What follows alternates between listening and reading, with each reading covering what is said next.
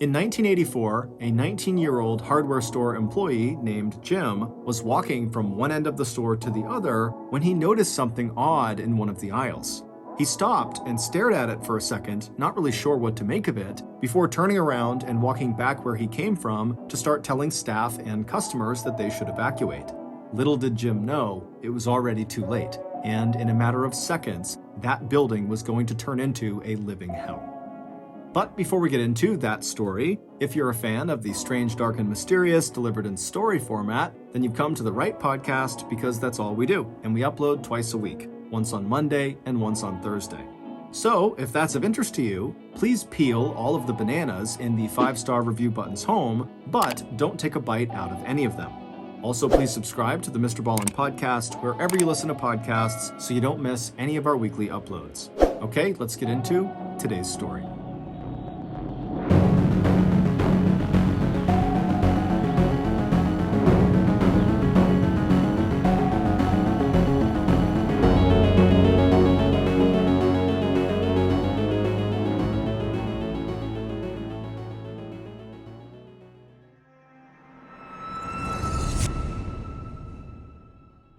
In 2009, I was going to school part-time, and I was working part-time at a gym. In many ways, this time in my life was incredible. It was the first time I really felt like an adult. I was making my own decisions and not blaming other people for any of my shortcomings. However, what really stands out in my mind about this time in my life was how I never had enough money. It was like no matter how many hours I worked at that gym, the money I earned always got erased immediately by rent and other living expenses. And so at the time, I was forced to live a very simple life. Work, school, homework, sleep, repeat. Because I literally couldn't afford to do anything else. But if I had had Dave at the time, maybe my life would have been a little bit more fun. Dave is the banking app that can help get you up to $500 instantly with their Extra Cash program. That's more money to help cover living expenses or to treat yourself to something nice. With Dave, there's no interest, no credit checks, or late fees. So if you need cash, think of Dave as a helping hand. Download the Dave app from the App Store right now. That's DAVE. Sign up for an Extra Cash account and get up to $500 instantly. For terms and conditions, go to dave.com/legal. Instant transfer fees apply. Banking provided by Evolve. Member FDIC.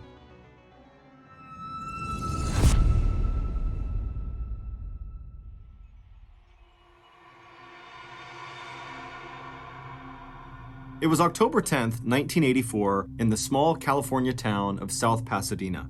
And for 17-year-old Jimmy Satina, the big news that day was the national sporting event that was going on just 2 hours south at the Jack Murphy Stadium in San Diego. There, California's San Diego Padres baseball team was playing the second game in the World Series against the Detroit Tigers. Not that Jimmy could even watch the game on TV. When the first pitch was thrown at 5:30 p.m. local time, Jimmy was working his part-time shift at Ole's Home Center, a popular family-owned hardware store located in a strip mall on Fair Oaks Avenue, just one town south of Jimmy's home. But Jimmy didn't need to see the baseball game to enjoy it. He could listen to it on the radio and envision everything that was going on. Set to graduate next spring, Jimmy was himself an exceptional baseball player. And while he never bragged about any of his accomplishments, every student and teacher at Pasadena's Blair High School knew that the friendly and popular star center fielder was being scouted by the Chicago Cubs professional baseball team. And as much as Jimmy might have liked to be watching tonight's ball game, he needed his job at Ole's, and it would never have even occurred to him to miss a single shift or call in sick or leave early. As one of 7 siblings, Jimmy had spent years collecting empty bottles and cans so he could use the deposit money to buy his own sports equipment. Now, this regular gig in Ole's houseware department that he'd started almost exactly 1 year ago meant that he'd be able to do more than just buy baseball cleats and gloves and bats. These days, he earned enough money to help out his whole family.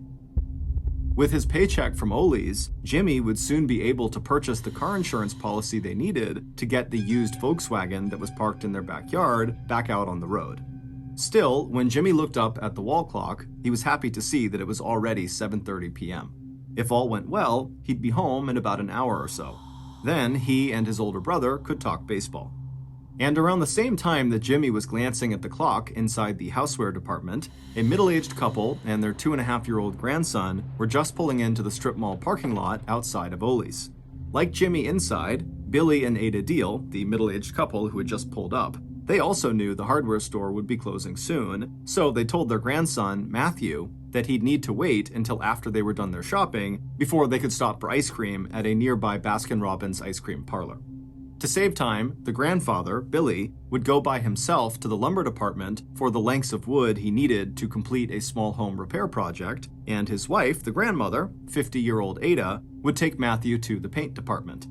A few minutes later, as Ada pushed Matthew in the shopping cart along the aisles lined with paint cans, 26-year-old Carolyn Krause looked up from her workstation in the paint department and smiled as she heard William chatting in toddler talk to his grandmother. Carolyn, who was married to a lieutenant in the Los Angeles Police Department, had 2 children of her own, a 3-year-old son and a 2-year-old daughter. Now, Carolyn also glanced at her watch. Her own mother was taking care of her 2 children while Carolyn was at work. But her mom would be stopping by in just a few minutes to pick up the keys to Carolyn's house so she could put the 2 kids to bed. Carolyn pushed her blonde hair back behind her ears. She thought maybe she heard the little boy in the shopping cart say the words ice cream. Carolyn smiled as she pulled the house keys out of her purse and slipped them into her pocket to give to her mom. Over in the hardware department of Ole's Home Goods, 19-year-old Jim Obdam had worked one of the longest shifts of anyone at the store that day. He'd arrived during the day and was staying on into the evening until the store closed.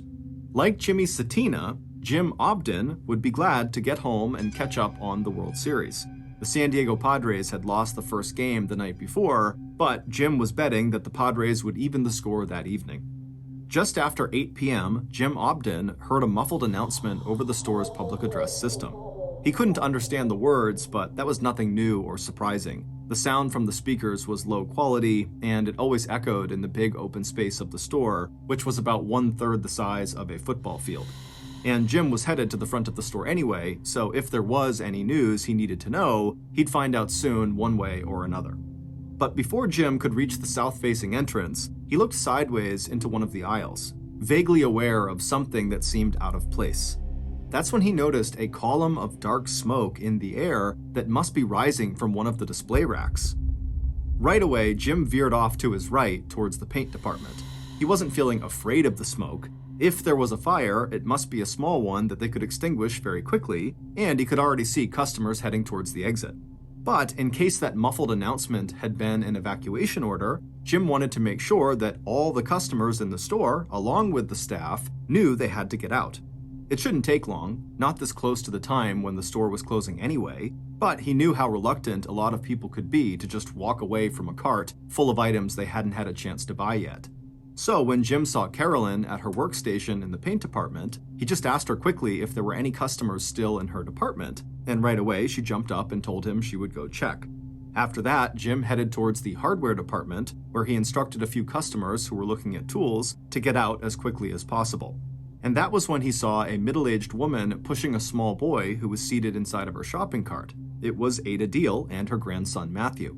When Ada didn't respond right away to Jim's request that she and the little boy exit the store immediately, Jim spoke again to Ada, but this time with a little more authority in his voice. "You should probably leave the cart right here," he told the woman. "Just take the child out of his seat in the cart and follow me." And then Jim turned, leading them towards the nearest exit. Jim still wasn't too worried about the smoke he'd just seen, especially since that was all he'd seen, just smoke and no fire.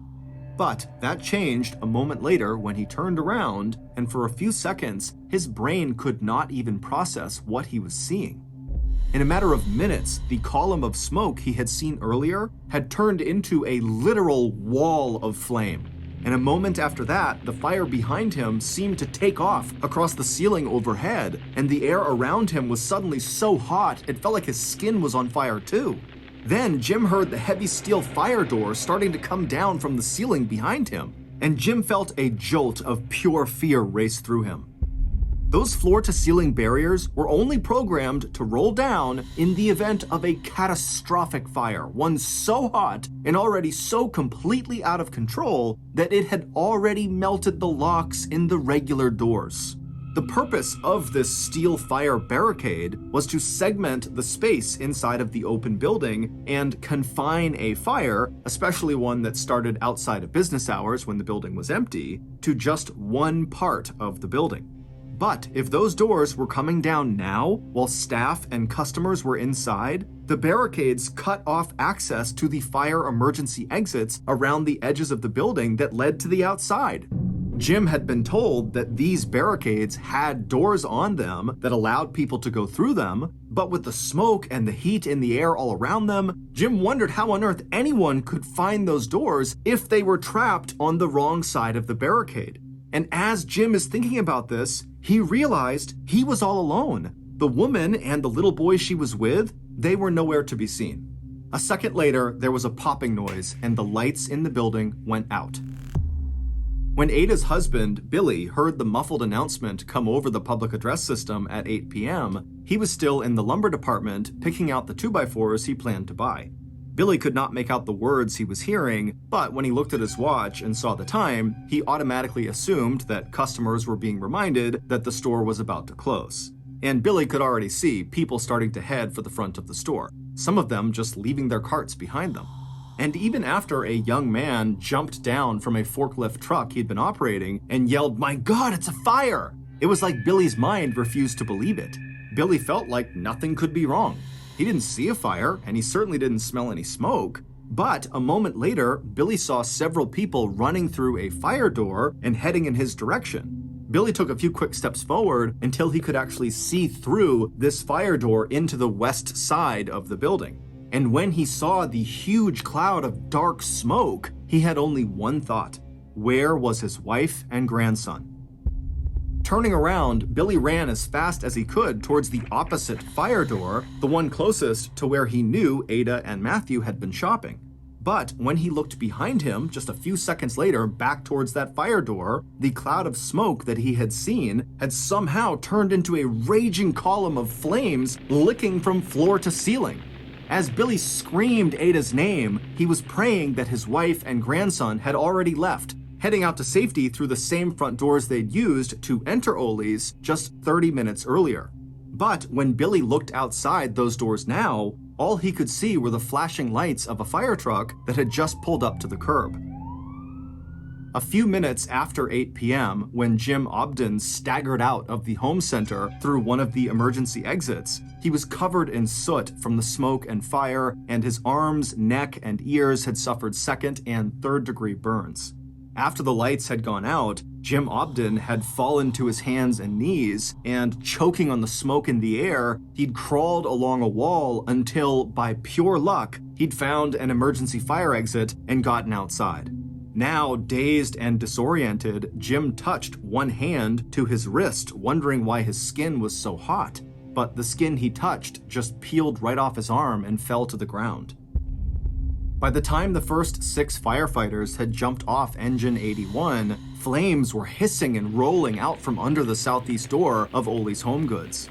On the 3-block drive from the fire station to the hardware store, all the fire captain had seen at the roofline where Ole's was located had been a thin blanket of haze. That sight had reassured the captain, and he had relaxed a little bit. The fact that he couldn't see any glow of fire or buildup of smoke over the store location made him think that this was probably a dumpster or nuisance fire, not a structural fire that could do serious damage to the building or anyone who had been inside. But once on site, the fire captain knew he'd been totally wrong. And when Billy Deal, Ada's husband and Matthew's grandfather, ran over to the captain shouting that his wife and grandson might still be inside the burning building, the fire captain instantly began preparing for a rescue attempt, still confident that his team could save anyone who was just 10 feet inside of the building. But as soon as the captain and his men entered that southwest door, all they saw was a blinding inferno. In just 7 minutes, the fire at Ole's Home Center had flashed up from the ground level across the ceiling of the interior space, and the heat from the overhead flames had been so intense that it set practically everything in the store below on fire in an instant. The captain radioed for help. He needed more engines and more firefighters. But after repeating that the request was top priority, the captain could not believe his ears when he heard dispatch send one responding engine off in the wrong direction. What he didn't know at that time was that another fire had erupted at a grocery market just 6 blocks away, at almost the exact same time as the emergency call had come in from Ole Hardware Store.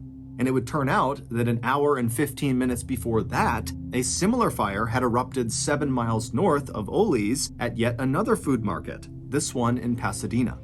By the time the first arson investigator arrived at Ole's, he had just enough time to start snapping pictures of the fire before the 1-acre roof in the center of the building caved in and a torrent of fire and sparks suddenly lit up the night sky in the center of South Pasadena. Standing next to this investigator was Ada's husband, Billy. Long after the investigator was sent away to the second fire just a few blocks away from Ole's, Billy would remain waiting in the parking lot of Strip Mall for the next 22 hours. Before the night was over, it would take 32 separate fire engine companies and 125 firefighters to put out the blaze at Ole's. Early on the afternoon of October 11th, less than 24 hours after the first fire truck had arrived at Ole's home center, the investigation into the cause of the fire was called to a sudden halt. Arson investigators from the Los Angeles County Sheriff's Department, as well as from the California State Fire Marshal's office, had all arrived on the scene early that morning. These investigators are trained to look at what is left behind after a fire is put out and figure out whether and how the fire might have been started on purpose, a crime known as arson. Once at Ole's, the 6-person team, armed with shovels and wheelbarrows, spent the next several hours searching for human remains and trying to figure out where and how the fire had started. All around them, bulldozers and skip loaders were lifting, moving, and sorting through piles of blackened and smoking debris. But all that detective work instantly gave way to body recovery when workers in the northern section of the hardware store, far away from that first column of smoke that Jim Obden had spotted the night before, found their first charred human remains. At about 4 p.m. that afternoon, officials sifting through up to 2 feet of water and wreckage discovered the bodies of Ole employees Jimmy Satina and Carolyn Krause, both lying near one another just 7 feet from an emergency exit door. 50 minutes later, and about 40 feet away in the northwest corner of the building, officials discovered the bodies of Ada Deal and her grandson Matthew. For Billy Deal, along with the families of Carolyn Krause and Jimmy Satina, this news was devastating. In the 22 hours that they had kept vigil in the strip mall parking lot, they had hoped against hope that by some miracle, their loved ones might have survived. In the week that followed, more than 1,200 people would attend the church service for 17-year-old Jimmy Satina, and 50-year-old Ada Deal and 2.5-year-old Matthew would be buried together in the same casket, the little boy cradled in his grandmother's arms. By late Thursday, October 11th, so one day after the most deadly fire in South Pasadena history had broken out at Ole's home center, investigators released a preliminary report on the cause of the blaze. According to lead investigator Jack Palmer, an arson cop and 25-year veteran of the Los Angeles County Sheriff's Department, there was no evidence that the fire had been set deliberately. Instead, Sergeant Palmer theorized that the fire was accidental, and that its point of origin had been an electrical fire that started in the store attic. But not everyone who had examined the scene at Ole's on the day after the fire was fully on board with the official report. According to an investigator with the California State Fire Marshal's office, the fire had to have started somewhere inside the building close to the ground floor. And even though the fire itself had destroyed any real clues about its origin, Jim Allen was not ready to rule out the possibility of arson, and he filed his own report that listed the cause of fire as, quote, undetermined, end quote. And soon, the state fire marshal investigator had a very powerful ally who was even more vocal in disagreeing with the official line that the Ole fire was accidental. 35-year-old John Orr, the investigator who had stood next to Billy Deal in the parking lot on the night of the fatal fire, had straight out told the family of fire victim Carolyn Krause that he believed the fire was an act of arson. And John was someone whose opinion carried a lot of weight among firefighters and arson experts. After joining the Glendale Fire Department as a firefighter 10 years ago, John's ability to ferret out the causes of suspicious fires had eventually earned him his job as arson investigator. When John stepped back and looked at the events of October 10th, what he saw sounded all of his alarm bells. 3 fires at 3 retail stores, all during business hours? His own investigation into the 2 smaller fires at the grocery stores on October 10th had shown that they were most likely set deliberately in racks full of potato chips, an oil-saturated food that would catch fire and burn quickly. But even though there was no such point of origin at the Ole Home Center fire, and even though the Ole fire had been much, much more serious, John did not like what he considered a pattern among the 3 fires. So even after the Los Angeles County Sheriff's Department closed the books on the Ole Home Center fire, John decided to keep digging. And a few days after the fatal Ole Home Center fire, Orr believed his suspicions were confirmed when arson investigators responded to a fire at the Building Emporium in North Hollywood. There, they found a low-tech but very effective time delay incendiary device pushed into a stack of highly flammable polyfoam, a petroleum-based product used as stuffing in cushions and mattresses, that burns violently when it catches fire. The incendiary device was a piece of yellow-lined notebook paper wrapped around a cigarette and 3 unlit matches, the whole thing bundled together with a rubber band. Once the cigarette was lit, an arsonist would have up to about 15 minutes to flee the scene before the cigarette burned down and lit the matches, which then lit the notepaper on fire, which eventually lit the foam and created a raging fire. As John read through the report on the Building Emporium fire, he thought of the fire at Ole's and how easy it might have been for an arsonist to have used that same low-tech incendiary device to set the fire that had claimed the lives of 4 people. But by then, the South Pasadena Home Center had been completely cleaned out, and it was just too late for John or anyone else to go back and look for any evidence that might support this new theory of how the Ole's fire might have really started. But if John was right and the bundle of matches, cigarette, and notepaper began to show up at other fires, then he and his colleagues had a very scary problem on their hands. It was possible that arson investigators might find themselves hunting for a serial arsonist. But in the months that followed the devastating fire at Ole's, it looked like maybe John was wrong.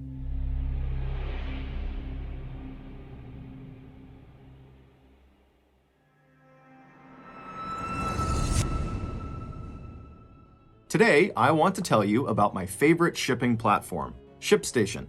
With the holiday season fast approaching, businesses are about to get swamped with orders, which is great, but only if they're properly prepared to handle the volume. I know we are because we use ShipStation. ShipStation automates our time-intensive shipping processes so we can just focus on what we do best, telling awesome, strange, dark, and mysterious stories. But ShipStation is more than just automation. It sets your company up for growth by directly integrating with every shopping cart and storefront, meaning your products are easier to find, easier to manage, and easier to get into the hands of your happy customers. So don't wait until you're drowning in orders this holiday season to find the right shipping solution. Upgrade to ShipStation today. Ship more and grow more with ShipStation. Go to ShipStation.com today and sign up with promo code MrBallen for a free 60-day trial. Start today and get set up before the biggest shipping season of the year. That's 2 months free. Visit ShipStation.com, click the microphone at the top, and type in the code MrBallen.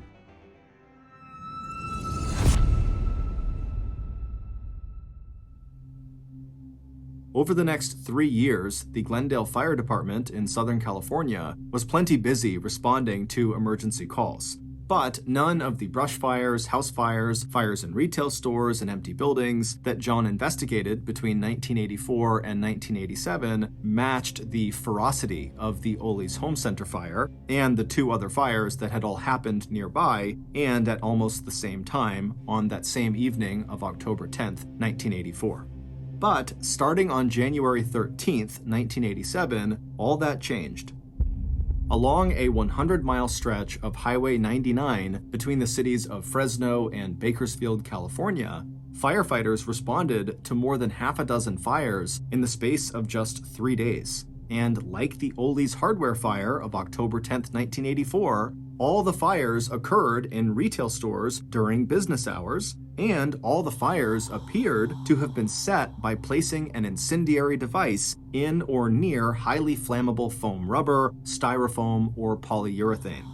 While there were no fatalities like there had been at Ollie's, these fires caused millions of dollars in damages. And at the scene of 4 of those fires, arson investigators found the same simple time delay device that John was now sure must have been used to start the Ollie fire: a piece of yellow-lined notebook paper wrapped around a cigarette and 3 unlit matches.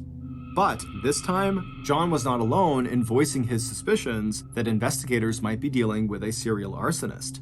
John was now joined in that opinion by Captain Marvin G. Casey of the Bakersfield Fire Department, a 20-year veteran who carefully collected the evidence from each of the new arson scenes and sent it to the California Regional Office of the Federal Bureau of Alcohol, Tobacco, Firearms, and Explosives for testing.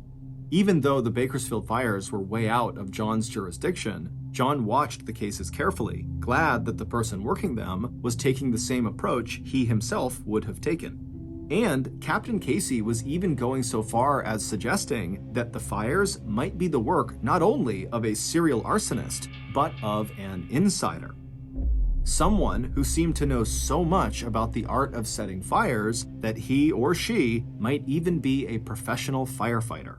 And when the Alcohol, Tobacco, and Firearms Crime Lab came back with a report that it had discovered a partial fingerprint left on a scrap of yellow notebook paper found at the scene of one of the fires in the Bakersfield area, Marvin asked the fingerprint specialist at the office to run that print against the names of more than 200 of the state's arson investigators.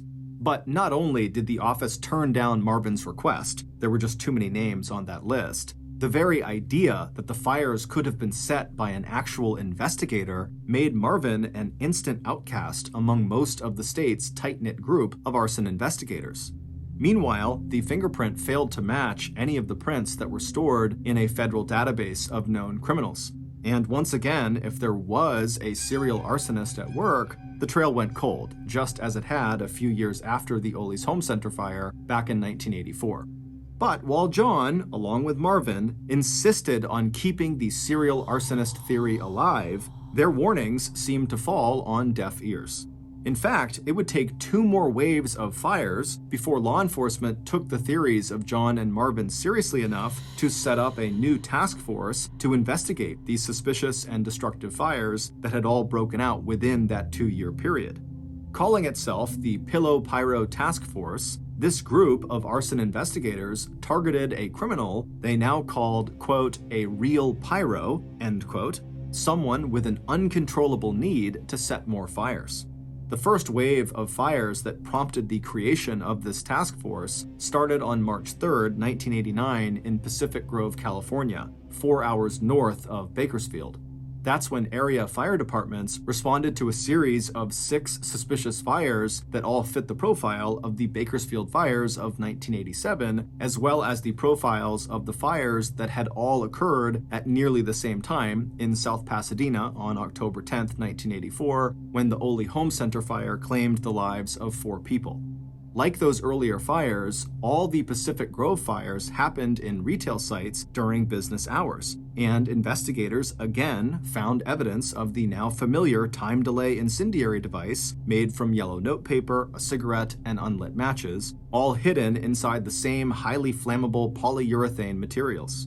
After this wave of fires, which caused millions in damages but no loss of human life, Marvin once again floated his theory that the arsons were the work of an insider, and now he handed a much shorter list of names of California arson investigators to the California Office of Alcohol, Tobacco, and Firearms, asking crime techs to compare that one partial print found back in 1987 on the scrap of yellow notepaper to the names of just 10 arson investigators.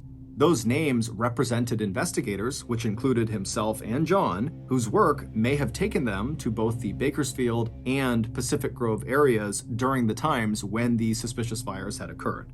But, once again, there were no matches, and even Marvin had to admit that his theory of the arsons being an inside job had hit a total dead end.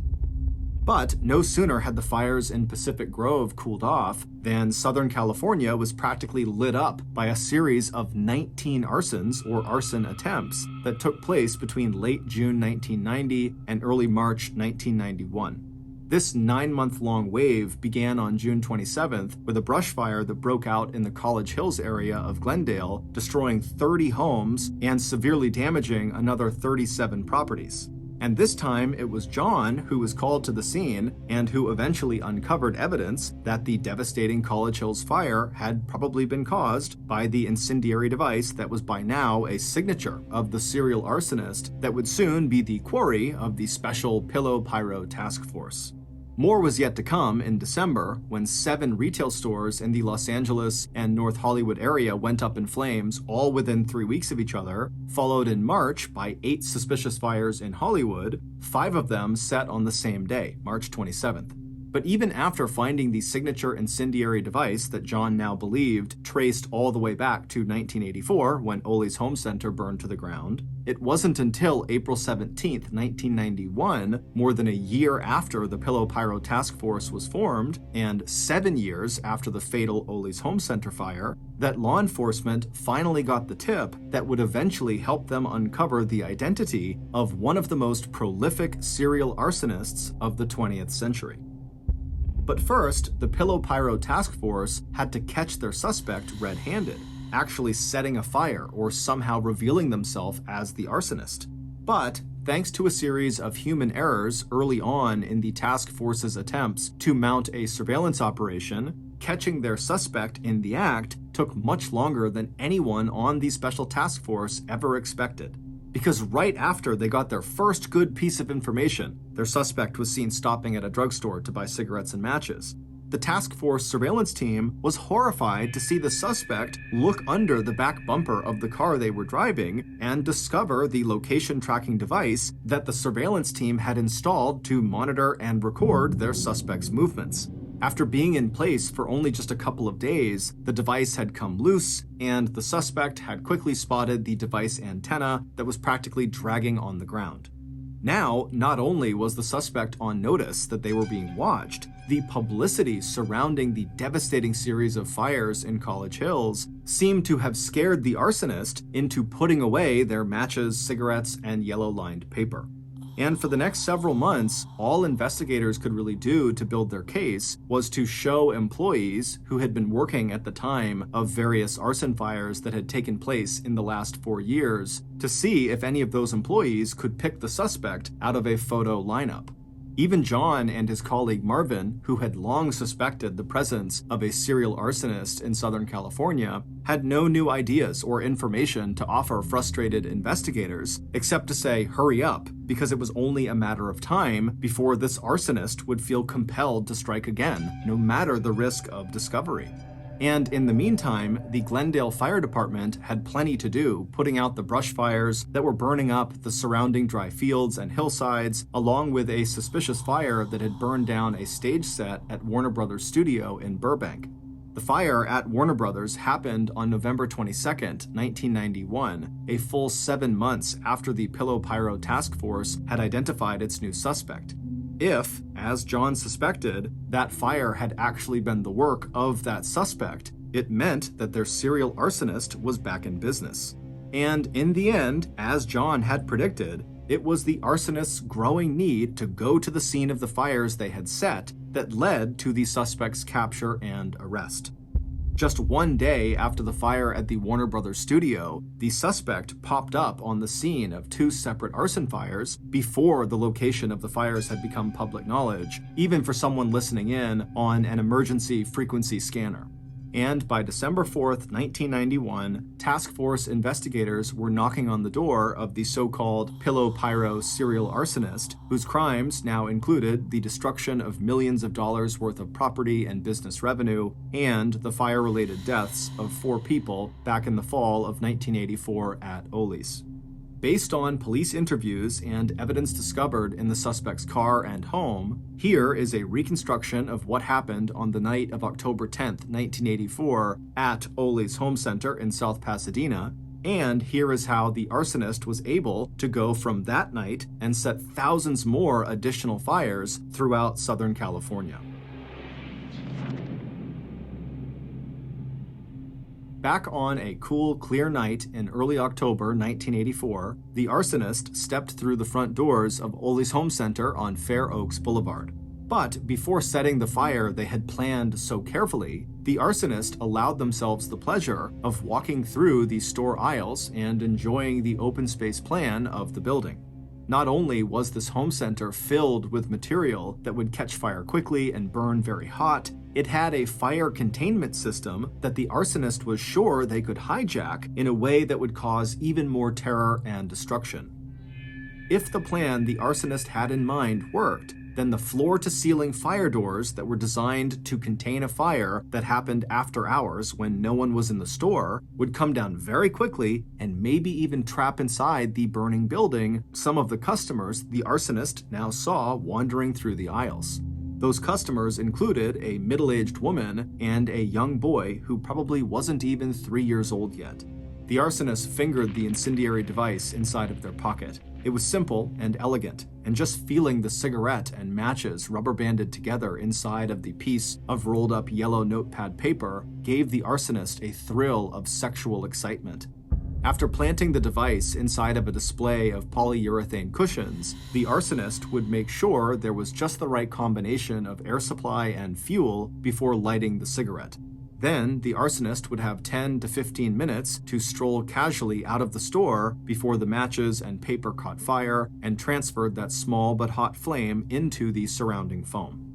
But before setting the cigarette alight, the arsonist spent just 1 minute full of secret pleasure, imagining the trajectory of the fire they were about to create and control. 45 seconds after the polyurethane caught fire, the flames from the cushions would race up the wall behind the display. Then the 1,000-degree heat would push its way across the ceiling and walls and melt the door locks that would in turn trigger the roll down of the north and south floor-to-ceiling fire doors. Maybe the woman and the little boy would be trapped inside of one of those areas. The arsonist could imagine the woman pulling the little boy out of the shopping cart and holding on to him as she looked down the aisles around her and saw flames boiling out towards where she was standing.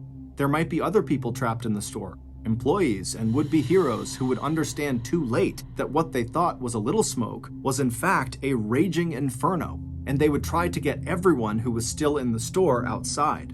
But they would be too late. By the time the fire shorted out all the lights, it would also burn through the ceiling into the attic, where the hot flames would find a fresh source of oxygen that would cause the fire to become even more intense and even more deadly. And by the time the first fire engine arrived, the firefighters would also be too late. The arsonist would have exposed the fatal flaw in the store's fire containment system by starting a fire so hot that the automatic roll down of the fire doors would actually prevent people from getting out and making it impossible for firefighters to rescue anyone trapped inside. The arsonist had also made sure that the emergency response, at least at first, would be inadequate, because the arsonist had set 2 other fires that evening, one that broke out at a food market in Pasadena just before 7 p.m., and another that would ignite any minute now in a display of oil-saturated potato chips at a food market just 6 blocks away. Those fires would be nothing, though, not compared to the one that was about to engulf Ole's Home Center. The other 2 were just diversionary fires, ones that would mean fewer fire engines would be available to respond to the truly magnificent fire that the arsonist was about to set right now. Glancing around to make sure that no one could see what they were doing, the arsonist carefully, lovingly, lit the cigarette nestled inside its yellow paper in the nest of highly flammable polyurethane foam cushions. A moment later, as he passed through the paint department, the arsonist smiled at a young woman behind the counter who was handing a set of house keys over to an older woman who must have been the younger woman's mother. A minute or 2 after that, Glendale Fire Department's crack arson investigator, John Orr, a man later known as the Pillow Pyro, left Ole's Home Center through the front door. John had already been to the site of the first fire he'd set that evening, a food market in Pasadena. He had stayed there just long enough to take a few pictures and impress everyone at the scene with his uncanny ability to detect exactly how the fire started. In that case, he had led the store owner over to the potato chip display and explained how quickly a fire could feed off the oil-soaked snack food. Now, John figured he had just enough time to check in on the progress of the second diversionary fire he'd set in another shelf of potato chips at a little grocery a few blocks away from Ole's. Then he would come back here in time to watch the main attraction, the total destruction of this hardware store and everything inside of it. And sure enough, by 8:30 p.m., John was standing again in the parking lot outside of Ole's Home Center, watching and taking pictures with his 35mm camera, even as the flames sent a tower of sparks high into the night sky, and the entire roof of the 18,000 square foot building collapsed inward. Standing near John was Billy Deal, whose wife and grandson were trapped inside of the burning building.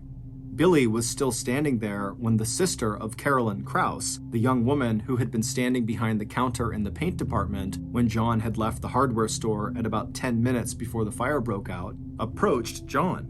When she told him that her sister Carolyn was still missing, John glanced away from the viewfinder of his camera just long enough to tell her that once they went in to look for bodies, they'd be sure to keep an eye out for Carolyn.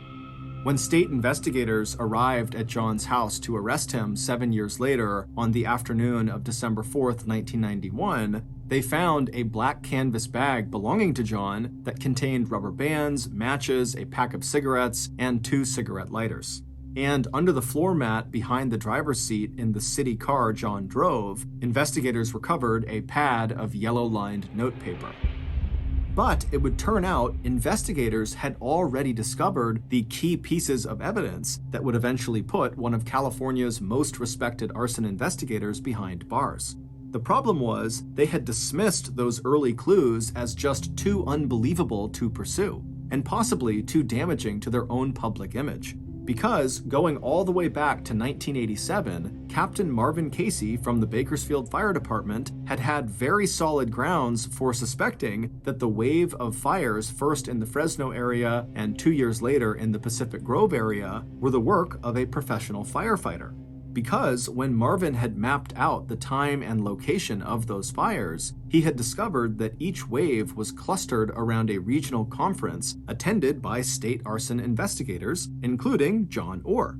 And once investigators had recovered the partial fingerprint from one of the crime scenes, Marvin was able to narrow his list of possible suspects down to just 10 investigators. And that list included John and 9 others who had attended both the 1987 and 1989 conferences, which meant each of the people on the list had been in the general location of the fires, and each had traveled to and from the conferences alone, which meant they would have had the opportunity to set the fires without anyone seeing them.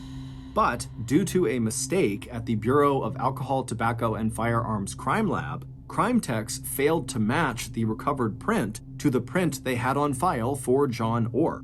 It was a mistake that would allow John to continue setting fires for another 4 years. It wasn't until April 17, 1991, after the head of the Pillow Pyro Task Force had requested that the crime lab run the fingerprint again, this time against the prints on file for all Los Angeles law enforcement personnel, that the crime lab came up with a match. Back in 1971, 3 years before John was hired by the Glendale Fire Department, John had almost realized his true lifelong dream, that of becoming a Los Angeles police officer. John had passed all the physical, oral, and medical exams, his fingerprints were on file, and then came the bitter and devastating news. He had failed the psychological evaluation. According to the Los Angeles Police Department's psychologist, John was a schizoid person who was withdrawn and who had issues with women and sex. Bottom line diagnosis: personality trait disturbance and an emotionally unstable personality. exactly the kind of man who would later leave the print from his left ring finger on an incendiary device recovered on January 16, 1987, from the site of a fire at the Family Bargain Center in Tulare, just south of Fresno, where state arson investigators, including John, were attending an annual conference. But important as that matching fingerprint would be in the court case against John Orr, there was another piece of evidence that John himself handed over to investigators on a silver platter.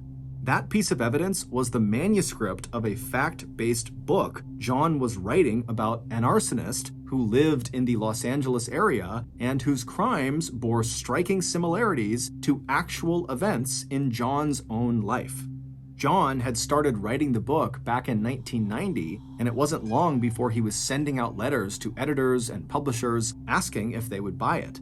At the request of the Pillow Pyro Task Force, a former firefighter turned published author reached out to John and offered assistance. John sent him the manuscript, which later wound up in the hands of the task force. Instead of reading like the fact-based thriller John claimed it was, the manuscript read like John's own autobiography. The giveaway was how accurately John described real arson cases that he himself had not investigated. The only way he could have known so many details that had been withheld from the public or left out of official accounts was if John himself had set the fires that he had written about. In particular, John wrote a detailed description of his protagonist, a serial arsonist, setting fire to a hardware store in South Pasadena called Cal's, a fire that in the manuscript wound up killing 5 people, including a grandmother and her 2.5-year-old grandson, a little boy named Matthew. In his book, which John titled Points of Origin, a phrase that refers to the starting point of a fire, his arsonist was furious when investigators declared the hardware fire was accidental. Just as John in real life had wanted the Los Angeles arson cop investigating the real-life fire at Ole's Home Center on October 10, 1984, to recognize that conflagration as the brilliant work of a gifted serial arsonist. In particular, John wanted the credit he felt he deserved for the skill and artistry that he had put into creating a fire that burned so hot and fast that in the end, not everyone could escape the flames. Instead, the official report listed John's perfect arson as accidental. And in real life, John would spend the next 7 years after the fire at Ole's hardware store drawing as much attention as possible to his theory that all of these fires had been set by a serial arsonist who turned out to be none other than himself. John knew that back in 1989, he had been very lucky when the Bureau of Alcohol, Tobacco, and Firearms had failed to match that fingerprint found at an arson scene to John's own fingerprint. But what John had said about a real pyro not being able to stop setting fires turned out to be true of John himself. Even after he discovered the tracking device that had been installed under his car bumper, and he knew that he was a suspect in the Pillow Pyro investigation, ultimately John could not control his own compulsion. And by 1990 through 1991, he practically set entire areas of Southern California on fire. Right up until the moment in late November 1991, when even John could not explain how he managed to appear immediately on the scene of so many fires before anyone else even knew those fires had started to burn. Starting with his first trial on arson charges in 1992, John would face a total of 3 state and federal trials. By 1998, John would be convicted of a total of 4 murder charges and 23 counts of arson. He is currently serving a life sentence at California State Prison. Before John's arrest in 1991, the number of brush fires in the foothill areas near John's home in Los Angeles had averaged 67 every year dating back to 1981. After John's arrest, that number dropped to just 1 brush fire a year in that same area. When arson investigators conducted a similar survey of arson fires in retail stores during business hours going back 10 years, they determined that most of the 78 fires they found that matched those criteria had probably also been set by John Orr. In total, California law enforcement would eventually attribute as many as 2,000 fires in Southern California set between 1984 and 1991 to John Orr, the so-called Pillow Pyro. Our major source of information for creating this episode was Joseph Wambaugh's nonfiction book titled Fire Lover, published in 2002. We also relied on the documentaries, court records, and historical newspaper articles you can find on our source list provided in the description. Thank you for listening to the Mr. Ballen Podcast. If you got something out of this episode and you haven't done this already, please peel all of the bananas in the 5-star review buttons home, but don't take a bite out of any of them. Also, please subscribe to the Mr. Ballen Podcast on Amazon Music, because starting November 1st of this year, 2022, our podcast is only going to be available on Amazon Music. However, from now until November 1st, you can still get the podcast on all platforms. This podcast airs every Monday and Thursday morning, but in the meantime, you can always watch one of the hundreds of stories we have posted on our main YouTube channel, which is just called Mr. Ballen. We now have a registered 501c3 charitable organization called the Mr. Ballen Foundation that makes it as easy as possible for you to join me, my family, and my team in supporting those whose lives have been most impacted by violent and heinous crimes. Monthly donors to the Mr. Ballen Foundation Honor Them Society will receive free gifts and exclusive invites to special live events. But the real reward is helping to create a new ending to the story for victims of violent crime. Go to mrballen.foundation and click Get Involved to join the Honor Them Society today. If you want to get in touch with me, please follow me on any major social media platform and then send me a direct message. My username is just @MrBallen, and I really do read the majority of my DMs.